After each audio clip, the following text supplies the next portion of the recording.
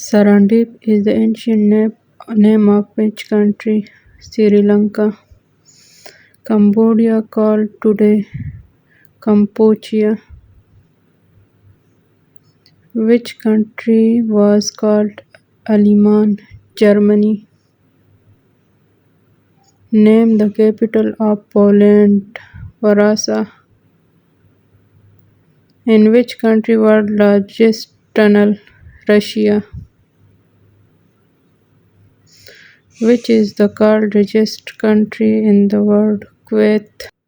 What was the name of the first Muslim president of India? Dr. Zakir Hussain. What is the official language of Brazil? Portugal. How many languages are spoken in Russia? About 161. Language is written in the word Roman. Thanks for watching.